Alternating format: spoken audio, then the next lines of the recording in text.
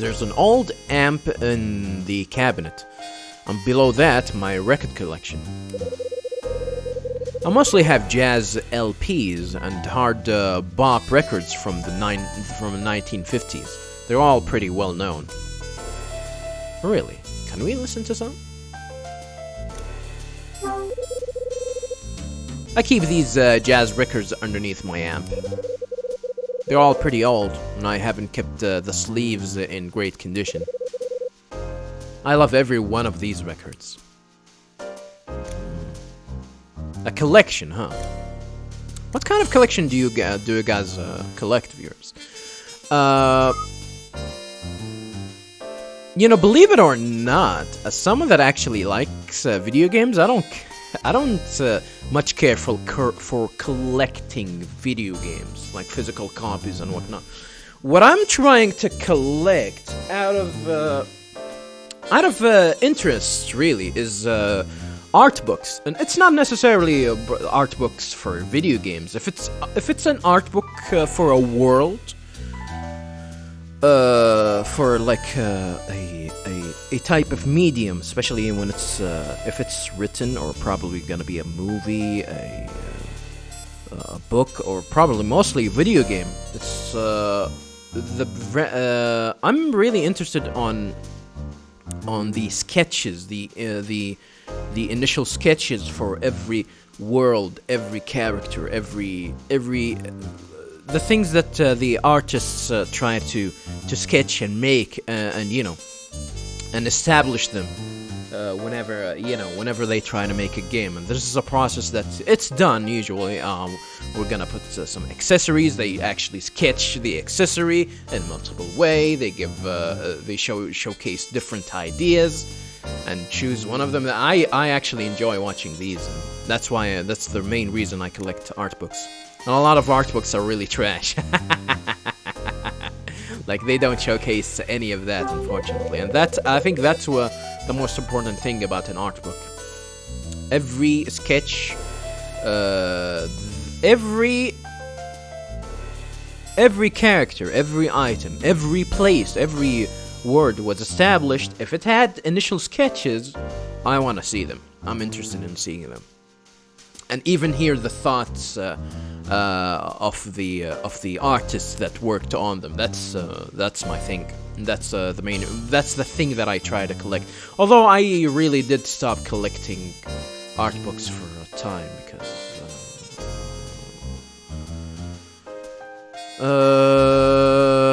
for reasons. Let's just say it's for reasons. There's an empty whiskey bottle on top of the chest of drawers. It's just empty. There's something inside it, though. Inside the bottle is a load of money I've saved up. Oh, is it 400? That's probably the money that we need to give to Mags. Is that it? Is that everything? I didn't check the right speaker though. This big stereo speaker were well worth the asking price. As I said, I got mine on clearance. It was well worth the price. Holy. Although I can't use it here. it's not in my possession. Although I still have it, but it's not here in my where I live right now. Because even if I have it here, I'm not gonna be able to use it because, you know. I think I've actually grown out of speakers. Really, I'm all in for headphones, especially since they actually started to make them extremely comfortable. Back in the old days, I definitely hated everything that I actually need to wear around my head or around my ears, because you know, it's gonna start to becoming really uncomfortable. But headset makers actually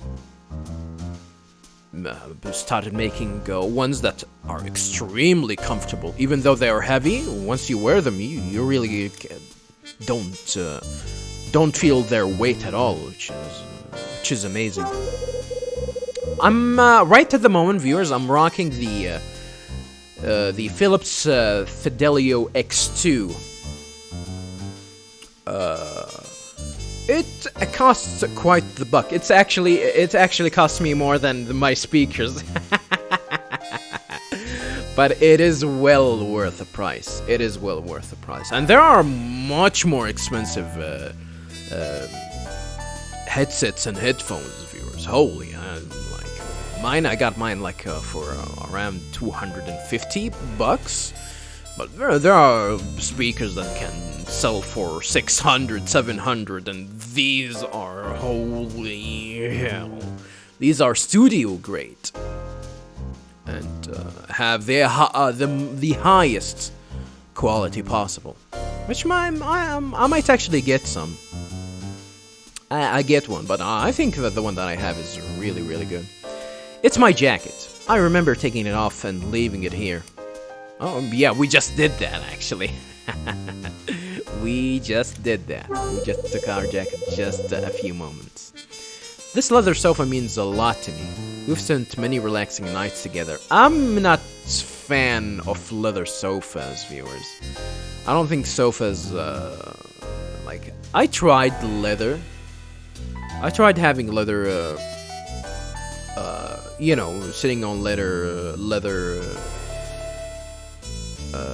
chairs and whatnot. I don't like them. It's easily to get ruined. They're not that comfortable. Even the best quality, they're not that good. Like I prefer, you know, like you know, a cushion covered in fabric that's easy to clean and comfortable. That should do the job for me. I should really clear away these empty bottles of booze. What about this one? One of these days, I'll get out of the habit of leaving my empty beer cans laying around.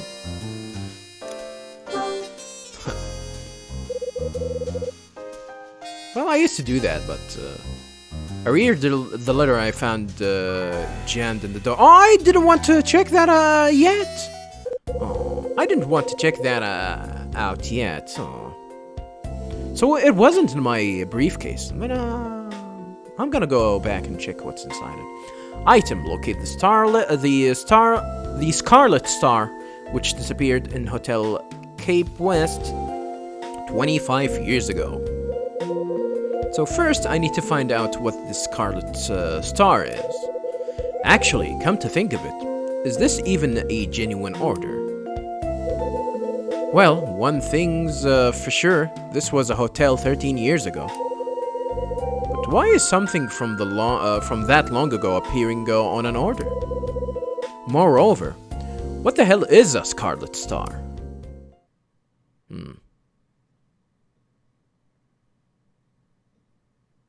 It's now 11 p.m. As the night drags on, the fatigue drags me to my bed. Yeah, I still haven't checked everything in the room. I thought I actually put the letter inside my briefcase.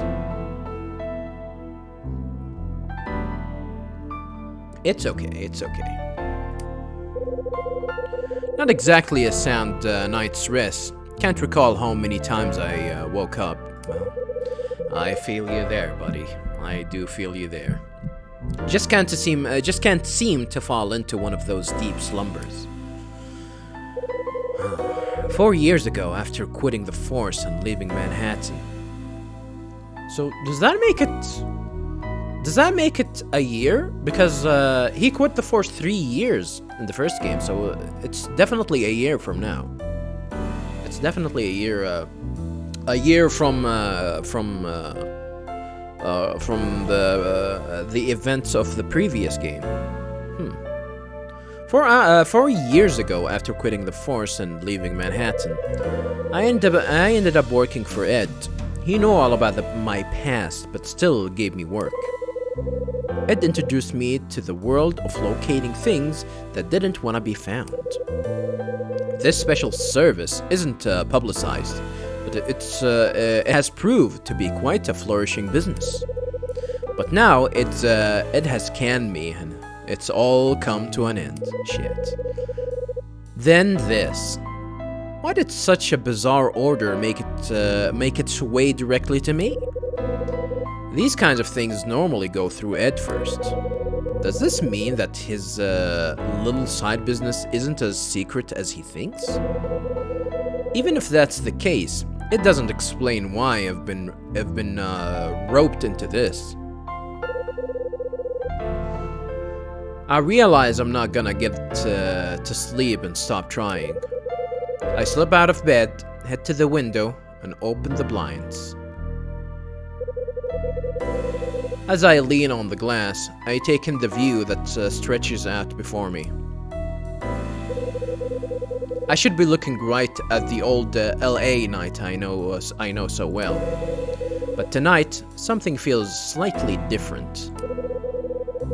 As I idly stare through the glass at what's beyond, my mind wanders back to the day's events. Of what happened earlier? It's December 18th, 1980. So this is the moment, viewers, where we have to... the moment of recap. This is the moment of where the game makes sure that you are actually following the story. This marks the end of the chapter. Which I don't know. Did I finish it quickly? I don't know. 2 hours? How much was that? Was that like an hour 45 minutes? God damn, have a nice day! It's December 18th, 1980. It gave me my marching orders, and I dragged myself home. There was someone waiting in the lobby when I got there. Right, that's when I ran into... Betty! It's Tony. That's right. I already miss Kyle Hyde. I met Tony right after I got in the door. He was the one who dropped the bombshell about these apartments closing. Why are they calling them apartments, though? Not flats. They weren't localized in goddamn... England? After Tony and I went our separate ways, I got into a conversation with Mags. What about Betty? Curiosity got the better of me, and I asked why she decided to sell the place. The reason she gave was that she had her own reason. I want to pick this. Let's see. That doesn't quite fit. Megs gave me a gentle reminder to check my mail from time to time. But that's hardly enough for a reason toward selling the place.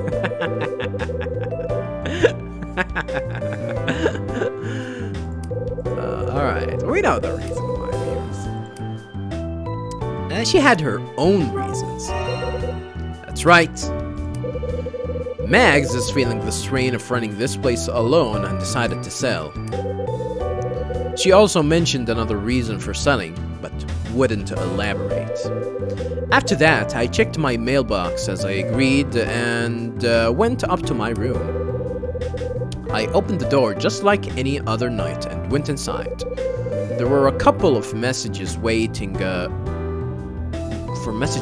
for me on my answer phone.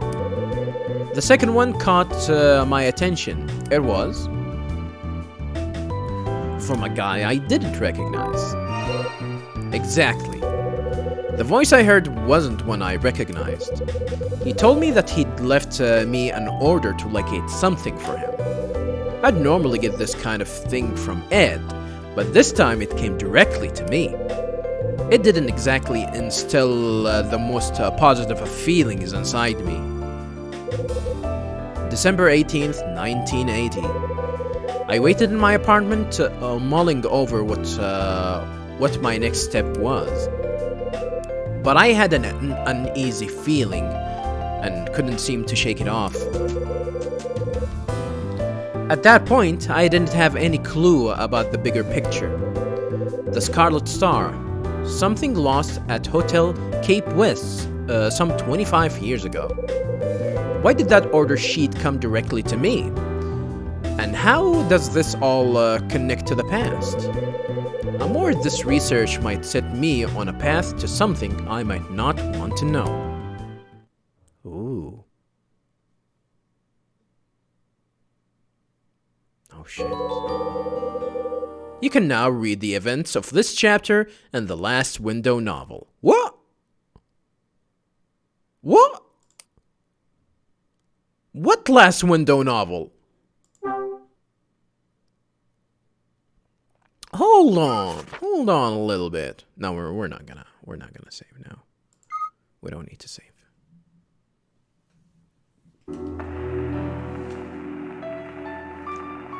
December 18th, huh?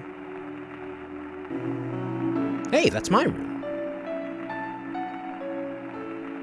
Mysterious order.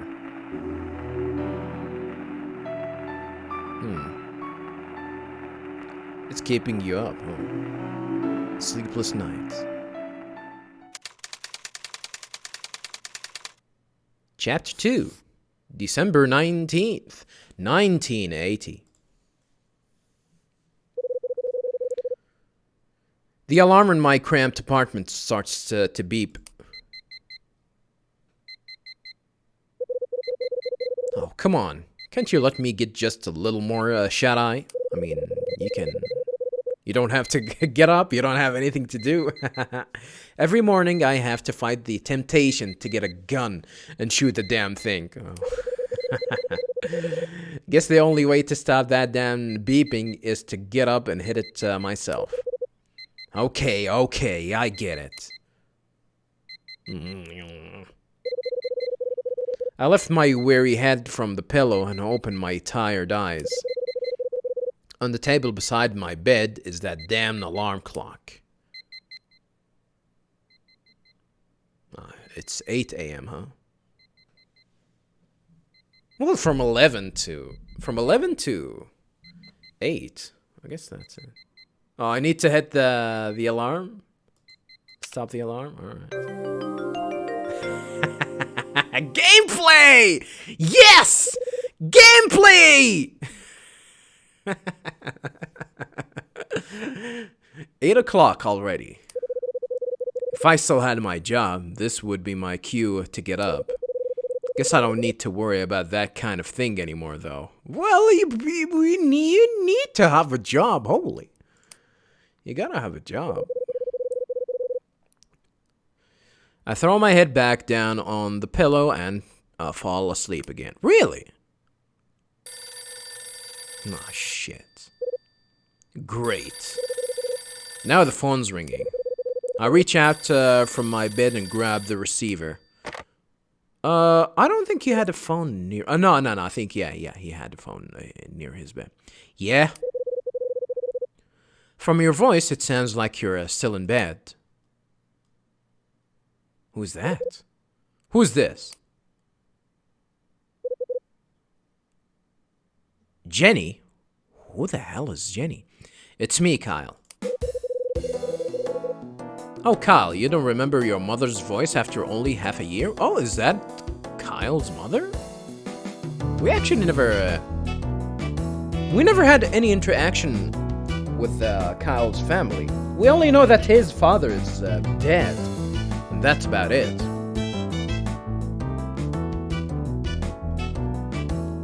We never heard him mention his mother at all. So this is his mother, huh? Jenny. Mom?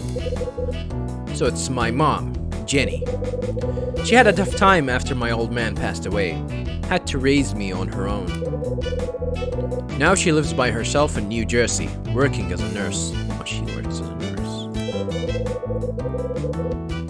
If you don't drag yourself out of bed soon, you'll be late for work, you know. I'm taking today off. Oh, I'm sorry. I should have saved this call for another time and let you rest. Don't sweat it. I was planning on getting up around now anyway. But why are you calling me this early? Is something up? Oh. Probably. Well, actually, there is. It's been on my mind since last night. I got a call from someone calling himself Rex Foster. Rex Foster? We don't know that guy. We don't know a guy named Foster, that's for sure. Rex Foster. He said he wanted to ask me a couple of questions. He was keen to know if I was the mother of Kyle Hyde, ex-New York detective. Then I told him I was. He continued with something that caught me off guard. He asked whether you were still searching for Brian Bradley or not. I think we stopped doing that. What did you tell him? I said I didn't know. That's all he wanted to know, in fact. Once I answered his question, he hung up. I need to know, though. Are you still looking for Bradley, Kyle? Oh, she knows. She knows about the incident. That's ancient history, Mom. I'm done looking for Bradley. Huh. Brian Bradley, my partner from back when I was a cop in New York. 4 years ago, he was working undercover, and it turned out he was on the take. He was a good friend. After I put a bullet in him, I quit the force. Yep. That's exactly what happened.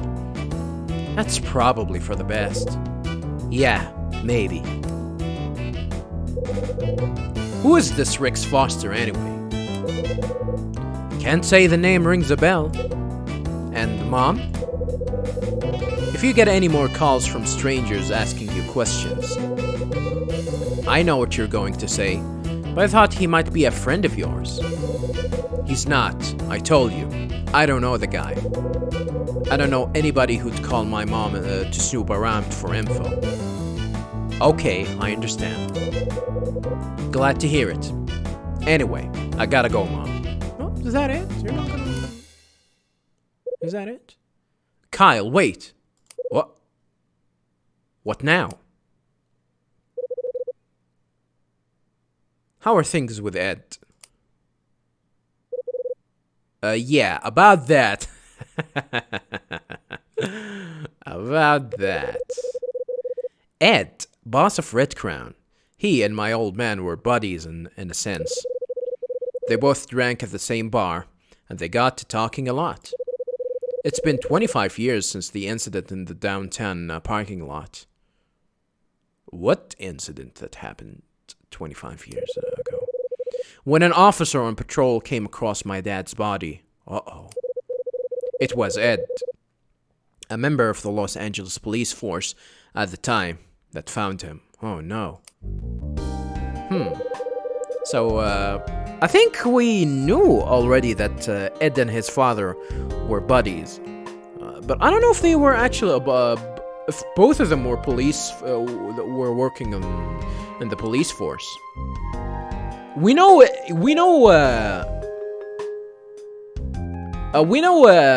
Kyle's father was in the force, but not exactly Ed. At least I don't remember. When you said to me you were going to work for Ed, Kyle, I couldn't work it out. You're just not the salesman type. I worry about you, even now. I'm your mother. It's in the job description. I guess mothers can't help it, huh? Look, Mom. I'm 34 years old. I think it's about time you're eased up on the worrying a bit. Even Kyle is younger than me. I feel old. Hell, you're probably right. It's just you're the same age your father was when he died, and oh shit, that's a shame. No, you're right. I worry too much. I'll let you go now, Kyle. Have a nice day off. And look after yourself. Damn. His mother lives alone, huh? I was wide awake after the chat I had with my mom. Gave up trying to get back to sleep and dragged myself out of bed. Guess I was still in work mode. No late sleeping for me. I make my way to the sink and turn on the tape. Turn on the tap. Not tape, have a nice day. Tap. Tap! Tap! I splash cold water over my face. Giving my senses a sharp wake-up call. Feeling a lot more alert, I pull out some clothes and get dressed. You don't take a shower? I still feel that strange lack of focus and can't get my head together. Damn, we're already suiting up? Nice. There isn't anything I feel like doing right now. Before I know it, I find myself slumped on the sofa. I slowly begin to gain a little clarity as I sit there. But there's something about hearing my mom's voice after all this time. Damn, 6 months, huh?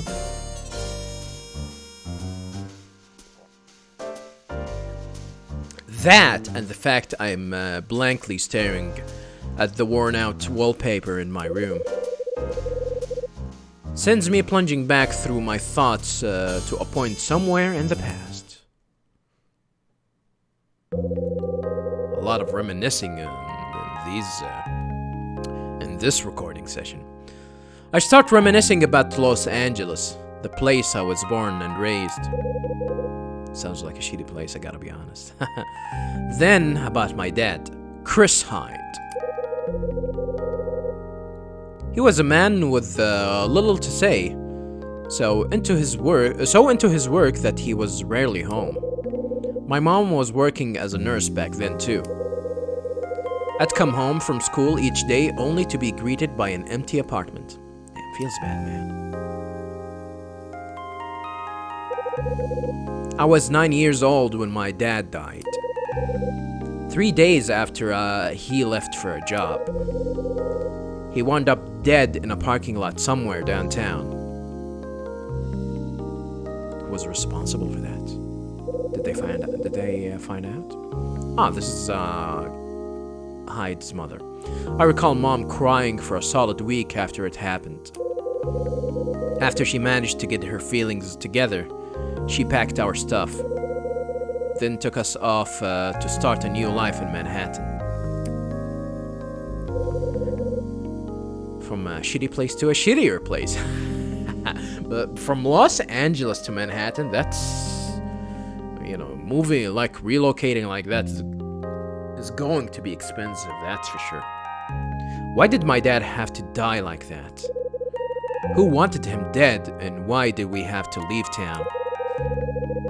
I had all these questions going around in my head, but Mom wasn't talking.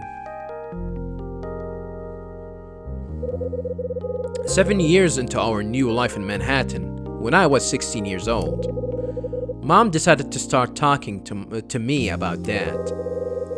She chose this time to reveal something I didn't know about my dad. She told me that he used to be a safecracker. Like for the police force, or is he actually a criminal? He reached the point where he wanted to wash his hands off it. But after he left home to do his last job, he never returned. A safecracker? Do they really mean that he was a thief? Like, I don't know, like a safecracker, probably an expert, but he could have worked for the force, to crack safes and whatnot. You don't work for the force if you can crack. Like, I don't think nobody in the force would want someone like that. That's this job description. So he was a thief. So he was the guy that actually stole that diamond, which probably is going to be the Scarlet Star, huh? His death was unexplained, and the case remains unsolved to this day. Huh. 6 short years from then, I became a detective. I still remember the words my mom said to me on that day about my old man. She said that now I'm a detective, I can uncover the truth behind his death. I took her words lightly, after all. After all, I knew about being in this line of work. I knew that getting to the bottom of the mysteries surrounding a man's death could lead to truths that relatives of the deceased wouldn't want to hear. Even with the tools I had at my disposal, I wasn't willing to dig. I quit the job and still don't know the truth. I thought this was like a coma. That's a weird looking L. Lowercase L. I return from my trance-like state, draw a long breath, and stand up from the sofa. I gotta be honest with you, viewers. Usually when I have to wait for something, I sometimes go in these deep thoughts and trances. But usually when I wait for something, I hate waiting, by the way, viewers. I try to keep myself as active as possible. I have to do something, at least. I hate not doing something, not unless I want to relax. And usually when I relax, I have something on to watch or listen to some music. Just me and my thoughts.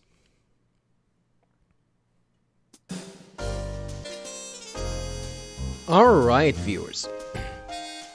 So, viewers, allow me to showcase something new and interesting in this game that's...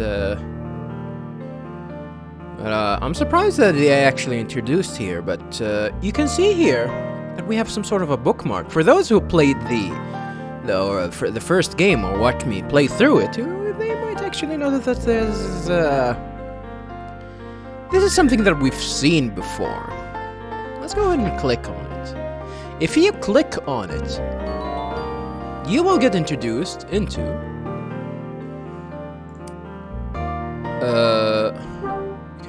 You can actually pick the music here.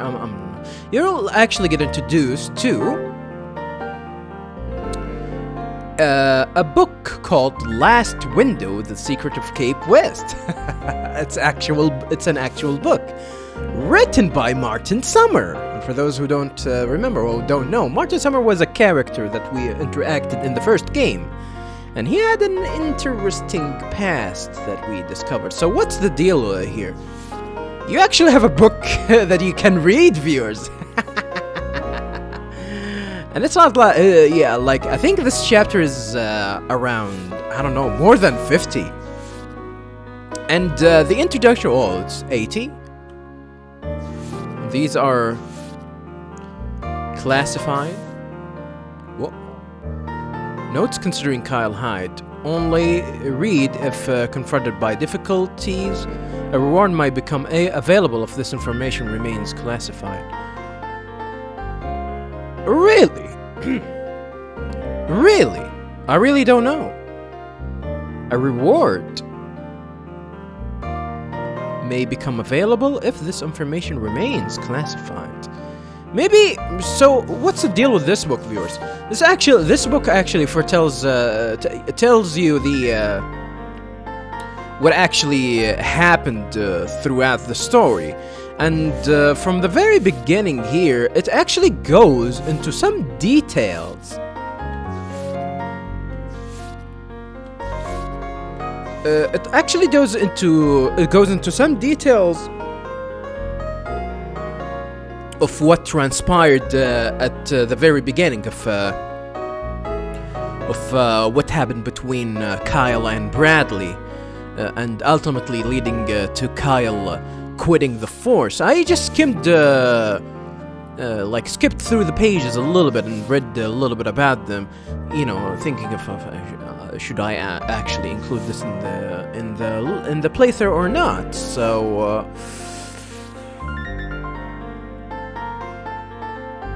I really don't know, viewers. I really don't know. But at a point here, this actually will tell about Kyle Hyde joining with Ed, you know, leading him to doing some jobs, and And actually, no, it actually doesn't actually tell us that. It just tells you about how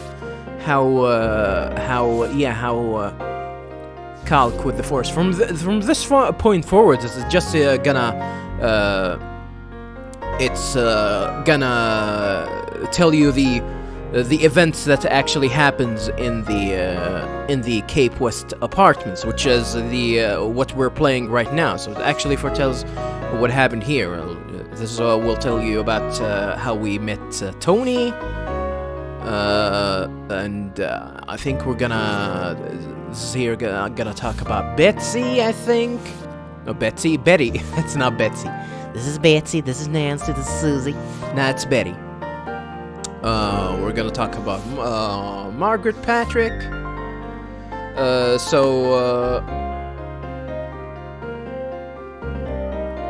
I am going to...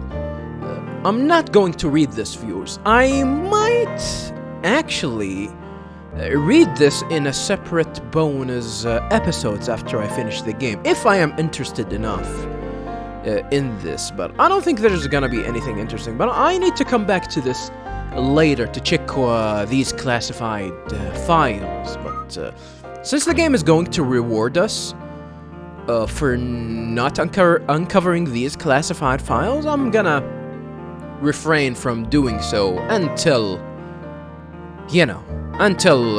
we see our rewards there. So before we actually continue, let's go ahead and check on the characters that we actually met here. Already met Ed, talked about Rachel, and this is Tony Wolf, lives in 201, a failing musician with no money to speak of. Feels bad, man. And there's Dylan Fitcher, lives in 304, handyman who does general work around the building. There's Betty Meyer, lives in 203, works in an accessory shop, acts fairly civil to everyone. Fairly civil, what does that mean? And here's Margaret Patrick, owns the apartment block, lives on the first floor. We call her Mags for short. And here is Rex Foster, a mysterious man who seems to be checking up on me. Who's that? Jenny Hyde, my mom. She works as a nurse in New Jersey. Of course, Chris Hyde, my old man. He was a safecracker. He went out on his last job 25 years ago and came back in a body bag. Yeah, these are the characters that we're going to get introduced to. Not only that, viewers, if you guys remember in the past games, after every chapter we finish, there's gonna be a summary that summarize what actually happened in this chapter, and I like to read them. So let's go ahead and do that. Thursday, December 18th. Got fired from Red Cram today. That's me out of a job.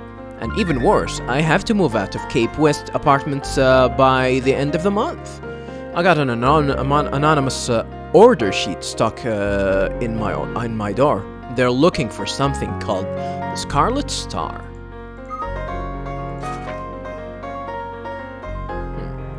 So yeah, this is it for that.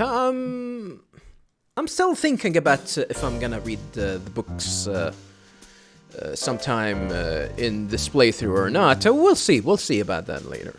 And let's not go ahead and waste any time. And go ahead and check on check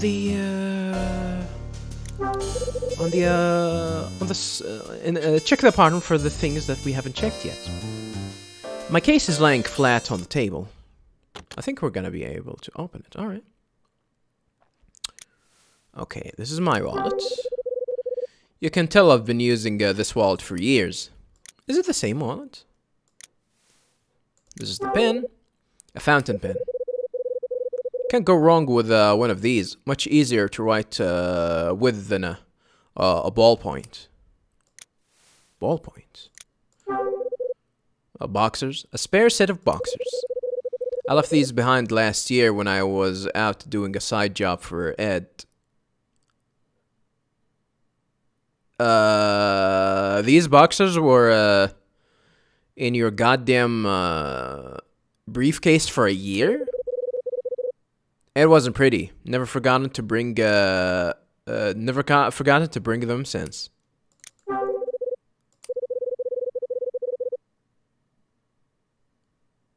Oh, you left them behind. Okay. Well, did you look like you were, you were a sleaze boy? You were sleeping around? Trusty old hip flask. Pity there isn't a drop left inside. A spare tie. My spare shirt. These are the socks. A spare pair of socks. And that's that. No money, huh? No money. Well, that's that. That's that for this. Nothing special. Yeah, I thought the letter should be here. I guess it's not. What's in this display? All my dishes and cups are in this cupboard. Probably some other stuff too. Damn, I like this music. I might actually have to try and get them. I don't think they're selling these soundtracks, right? So my only option is to actually, find them on YouTube or something. I never opened these cupboards. They're full of crockery that I have no real use for. Why would you buy them in the first place? Maybe they are gifted to them. I remember actually my aunt gifting me some dishes and whatnot, and I lived alone viewers for probably 6 years. And in that, was it 6 years? It's from... Yeah, around 6 years. From 2005 to 2011. This is where my aunt actually gifted me some dishes and whatnot when I moved in my apartment. And all that time, I don't think I've ever used the... Maybe I used 1 or 2 of them. But I usually use plastic dishes and plastic knives and whatnot because I don't like cleaning, viewers. I don't like cleaning the dishes. I just eat my stuff, throw it into the bag, throw it into the garbage bin, and that's it. I don't like cleaning. So... It's been a while, huh? It's been a while. I don't know if I miss it or not, but living alone, it has its pros and cons. I gotta be honest. I was actually excited to live alone, and even though there are the pros of living alone are really good and I enjoy them, I actually ultimately now prefer to actually live with much closer to my family than living away from them. There's a locked cupboard next to the stove. I forgot what's inside, but it's not important. Well, maybe wait until it actually gets really important, where I'm gonna try to find something you forgot where did you store it? A stove with a large oven. I haven't used it in a while. I'd cook more often, but Sydney's hamburger are just so tasty. Sydney? Who's Sydney? My coffee pot on the stove. A cup of joe always makes me right up. I always talk about my coffee addiction back in the day, but I'll refrain from that in this recording session. I should sort these drawers out sometime. They're full of my disorganized crap. I think it's mostly pots and pans down here.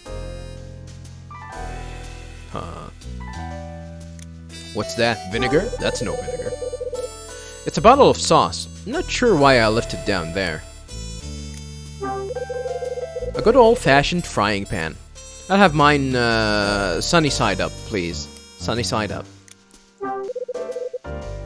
So that's where my kettle is. Oh, so you call this a kettle? Oh. I was actually confused of what is this called? Kettle.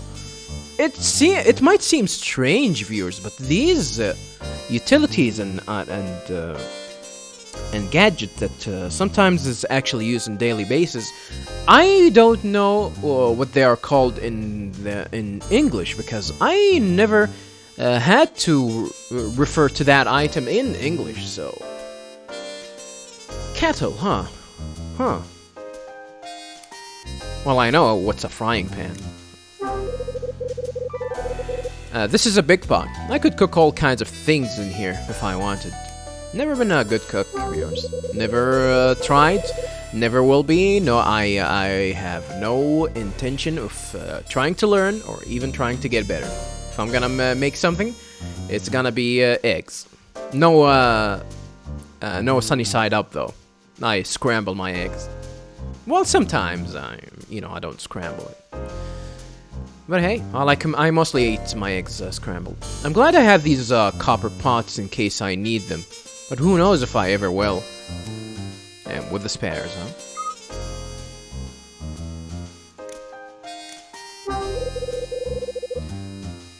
There's a distinctly dirty-looking mug in the sink. Really?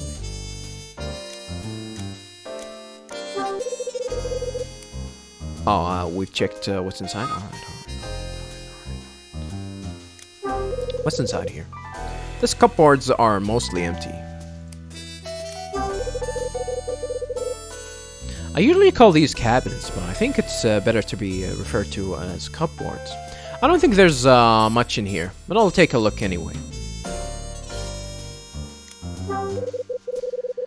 Plates and a mug. I should probably put these in with the others. It's my stash of sauce and seasonings. I'm all out of mayonnaise, though. What? You don't store mayonnaise in a goddamn refrigerator? What are you, a barbarian? Ew. I don't think, no. That's disgusting, actually. Ew.